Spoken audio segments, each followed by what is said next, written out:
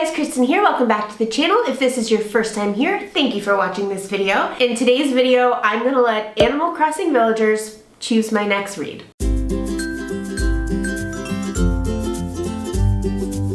So I thought I would combine two of my obsessions, which is reading fantasy books and playing Animal Crossing. Just like everybody else, I started playing Animal Crossing during the pandemic, and I played for a long time, and then eventually I got a little bored. My island was done, it was all terraformed, so I committed the ultimate Animal Crossing sin. I restarted my island. That was a stupid mistake because after I restarted my island, I only played for like another month, and then the update came. Now I am playing, and I'm not even at 3 stars yet. All this to say, we are not going to be taking a tour of my island because it is a hot freaking mess. I've dragged all of my furniture out of storage. It's all laying on the beach and in front of my house. I don't even have all 10 villagers yet. I don't even have terraforming. I don't have custom paths down. It's a mess up in there. I'll have to do this again after I get my island the way that I want it. I do currently have 6 villagers, and I have assigned a book on my immediate TBR, the 6 books I want to read right now the most, and I have assigned 1 to each villager. So what we're gonna do is we're gonna go into my game, we're gonna pretend the hot mess is not around, we're gonna pretend we don't see it, and we're just gonna see which villager we find first. Whichever villager I can talk to first, I'm gonna read the book that goes along with that villager. I have Deidre, Sheldon, Maddie, Mo, June, and Colton. And here are the books I've assigned to each one of them. For Deidre, who is my sisterly villager, I have assigned Queen of Faces by Petra. By the way, the books I assigned with the villagers, there's like no correlation whatsoever. But for Sheldon, I'm going with Red City by Marie Lu. Okay, for Maddie, my cute as a button dog villager, I picked Daughter of No Worlds by Carissa Broadbent. For Mo, my lazy boy, I picked a book that doesn't go with him whatsoever, and that is Daggermouth by H.M. Wolfe. For June, my cute little tropical girl, We Who Will Die by Stacia Stark. And then finally, probably the most intimidating read on this list, which I have assigned to my newest villager, and that is Colton, who was my first campsite villager, so I had to take him, otherwise I would not have him. The Will of the Many by James Islington. All right, now we know what's at stake. Let's check on the island. It's gonna be really hard to like not do things like check my mail and dig up a fossil when I run by it, but we're laser focused here. We're on a mission. All right, we gotta run away from that noise because I'm gonna wanna check my mail. Oh my God, there's stuff everywhere. Don't look. Oh, hello. So I see Deidre. I don't see why we wouldn't be able, of course we gotta sit and talk in front of my whole mess. Come back, Deidre. Okay, I'm not gonna give her a gift obviously right now. Okay, so that was actually really easy. Right off the bat, we ran into Deidre. I'm pretty sure I remember the book, yeah. Deidre is Queen of Faces by Petra. I am actually thrilled, thrilled that that's the one that we're reading, because not only have I already read a little bit of it, but I really liked it, and I need to read it for NetGalley anyways. So, first book, well, I guess I could read them in any order, but one of the books I'm going to be reading is Queen of Faces. We'll talk a little bit more about that one in just a minute. Let's take a little spin around the island and see who we get next. I'll at least do 2 books for now, and then we'll kind of like go from there after I read them. Oh, she's sitting right here. Oh, how cute. Oh, she didn't see it. Listen, girl. Okay, there we go. I don't know why I'm staying so far down. Probably because my freaking island is a mess and I'm trying to like hide it from you guys. Oh, no. Oh, crap, I went into the museum by accident. No, sorry, Blathers, we don't have time. Don't you feel bad for Blathers? Like, don't you wish Blathers could walk around the island? I feel kind of bad for him that he's always stuck in the museum. That's neither here nor there. Let's move on.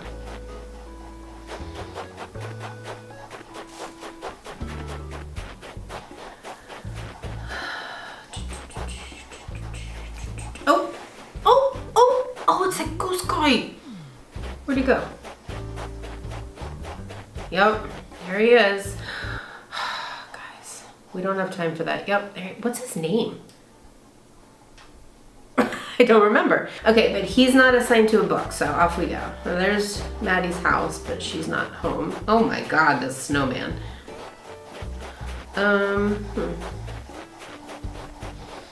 We're just taking I really don't want to run by my house again, guys. Oh!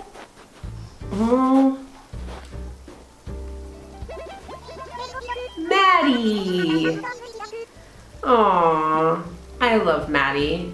Maddie is Daughter of No Worlds by Carissa Broadbent. Wow, okay, to be perfectly honest, these are all 6 on like my wanna read right away TBR, but I really feel like those were 2 really solid choices. First, we have Queen of Faces, and then second, we have Daughter of No Worlds by Carissa Broadbent. I think I'm gonna read the rest of Queen of Faces first, since I've already started that one, and then we will get into Daughter of No Worlds. Okay, so in the first 5 chapters, here's what we know about Queen of Faces. Annabelle Gage is our main character. Anna was diagnosed with like a terminal illness when she was a child. Her and her mom were like super duper poor. Her mom was able to buy this like fabricated body, a really, really cheap one, and move her consciousness into that.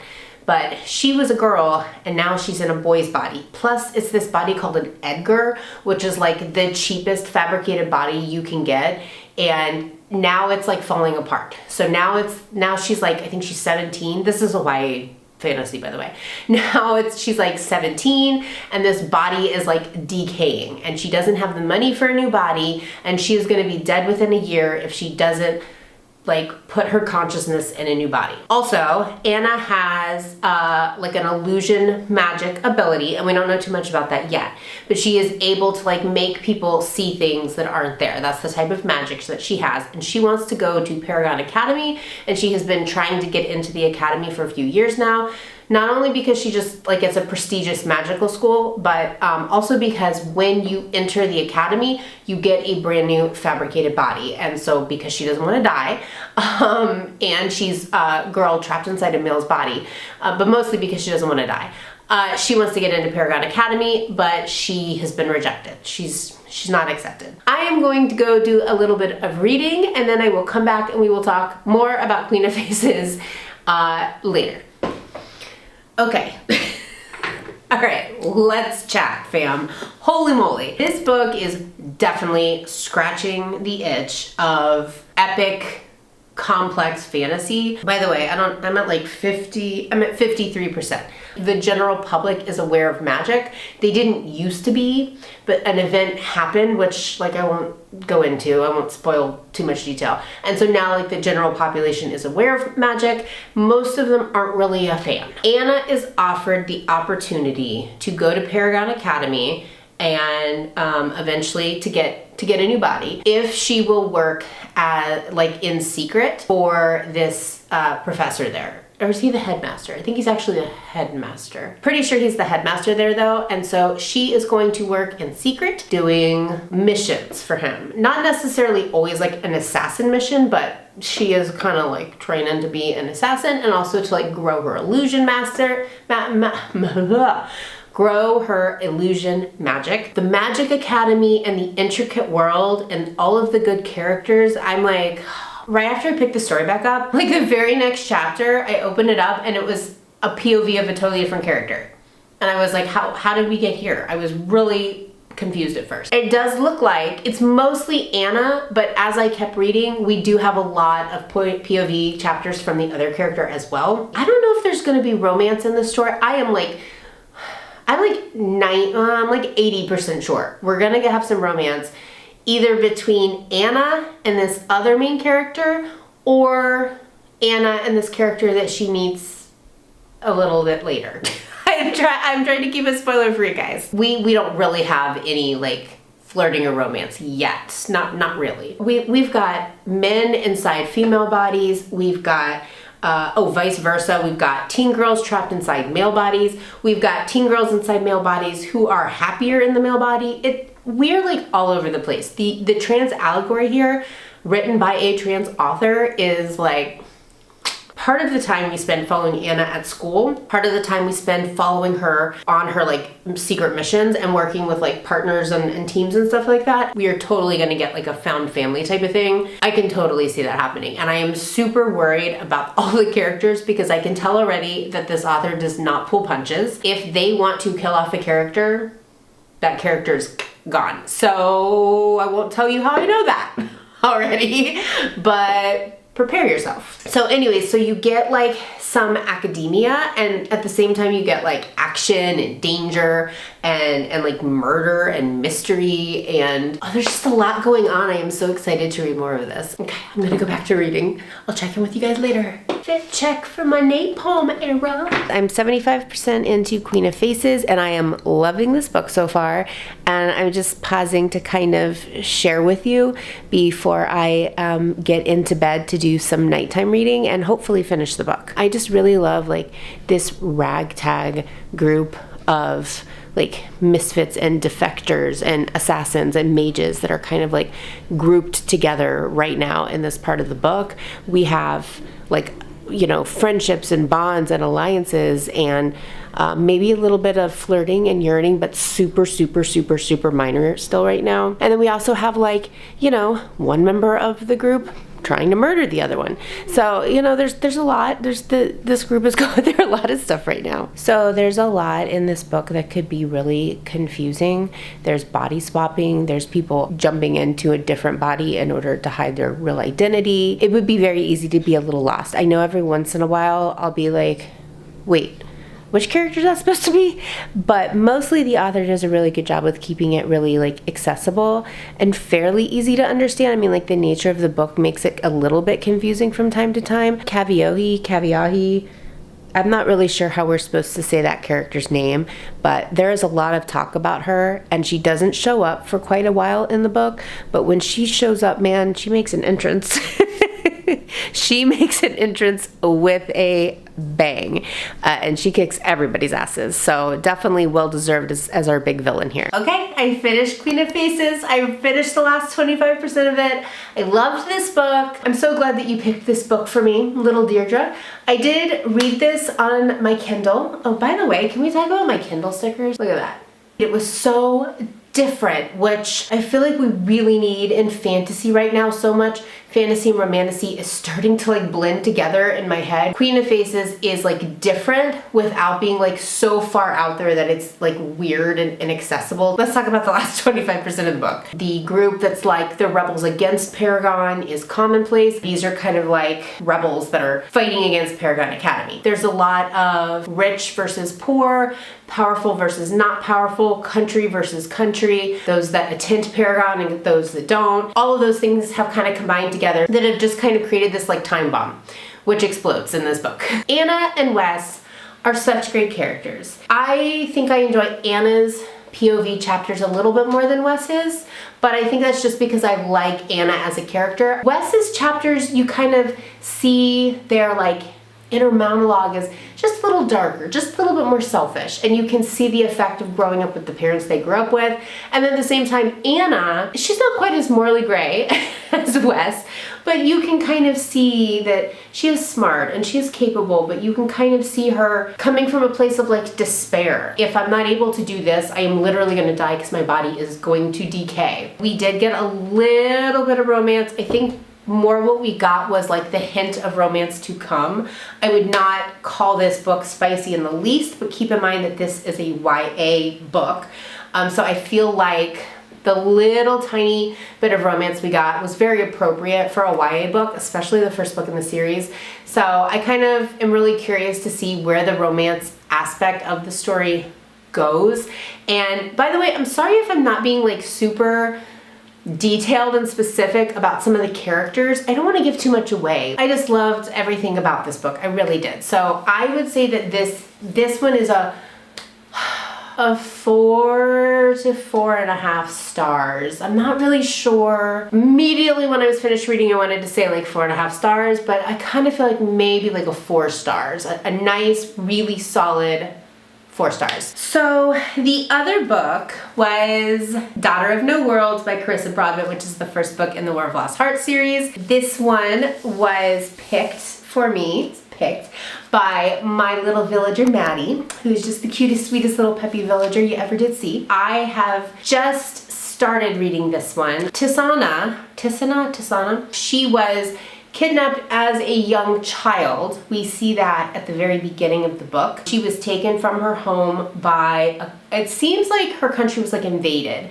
and they either took people to work in the mines, or they took her and made her a slave. In this world, there are two types of magic users. There are Valtane and the non-Valtane. Tisana, she is a half Valtane. She's considered fragmented, so the Valtane have albino white skin and white hair, and she is considered fragmented because she has patches of darker tan skin all over. She is working as like a dancer. She's owned by this like rich guy who owns a club with many dancers and many other slaves. Chaos ensues and things go wrong, and then she has to escape. She wants to go to Ara, it's a country she's never been to, but there are two magical orders there. The Order of Midnight are the Valtane. The Order of Daybreak are non-Valtane. She wants to train to use her magic, and then she wants to be able to then go back and help her country. So that's kind of like this setup for Tisana Tis. I'm gonna go read for a little bit, and then we will come back and talk about it. Okay guys, I have officially finished Daughter of No Worlds by Carissa Broadbent, and I am so glad that this is one of the books that my villagers picked for me because I really, really enjoyed it. But I will say it was not quite the 5-star read that I was expecting. I think I was going in with my expectations a little too high because people that love this trilogy just love it so much. Definitely really enjoyed it and recommend it, and I can kind of see how books 2 and 3 in this trilogy could be 5-star reads because like the ground is laid, you know what I mean? Like the foundation is there. If you're reading this book and you're thinking, I'm loving it, it's great, but it's maybe moving a little slowly, or it's not quite getting to like, 4 or 5-star level, it's because you haven't started part 2. Part 2, even though this didn't quite get to 5 stars for me, part 2, which starts on like 261. So part 2 it's a game changer. I'm not gonna say that the second half of the book was better than the first half, but I will say that I got to a point in the first half of the book where I was ready for more action. I was ready for more plot. We spent a lot of time training and building the relationship between Tisana and Maxentarius, and I was ready for what was next. The introduction of a new character at the start of part 2 changes everything. Changed it all for me. And I can't tell you anything about this character. If you've read this book, you're dying inside right now because you know exactly what I'm talking about. It changed everything for me. I will say that the biggest strength about Daughter of No Worlds is definitely the relationship between Tisana and Max. That was clear, like I kind of expected that to be the big draw. Max is just, he's like grumpy and he's powerful, but he's not an alpha hole. Do you remember that expression? He can be like strong and a grouch, but like not be an ass. You know what I mean? So like I really enjoyed Max as a character. He was never overbearing with Tisana. I really, really liked that. I can see why so many people put him on like their book boyfriend list. And Tisana is a great character too. Like she's not stupid, and she does occasionally make, I don't want to say brash decisions because I wouldn't say that she's brash. I would say that actually she's the opposite. She's more calculated. She thinks about a plan. She's more strategic maybe. And she's been through so much, both of them really. Like when you think you have peeled back the layers and found out Max's secret, like why he hates the order and why he's in so much pain, you haven't even gotten there yet. Like we peel back the information, like with Tisana, we kind of get her story up front. We know what she's been through, but with Maxentarius, you kind of have to like, you get it unveiled a little bit at a time, and it's It's a great story. Well, it's a horrible story actually, but it's great for this story. The other thing about this book is the magic system is pretty cool. I was a little bit like kerfuffled at the beginning. The Valtane versus non-Valtane magic, I couldn't really see how they were different. And I'm not gonna lie, I'm still a little fuzzy, but I will say that I really liked the magic system. It did feel a little bit unique. It's not just like straightforward powers. I also really love the side character Samarin in this book. He is Max's friend, and he is also a powerful mage in his own right. So it's beyond just that he's like a side character who's a friend. He's actually like important to the story too, because his powers are very, very important for both Max and Tisana. And he also provided a little bit of levity occasionally. I just really liked him as a character. I was also very intrigued by everything with the Order, because like you can tell, Max hates the Order for a reason. And just like in any fantasy book, if there's some overarching ruling capacity that has to do with like, you know, controlling magic or controlling power, you know that they're not all good, and you know that we're gonna find out the secrets and the lies and betrayals. So seeing some of those things like unfold as the story went on, I really liked. I also really liked Nura. I think she is a very complicated character, and when you find out more about her story and the details of her past with Max, I think that it's just very like complex and layered. So in the end, I give Daughter of No Worlds a very solid 4 stars, and I'm really excited to continue Tisana and Max's stories in books 2 and 3.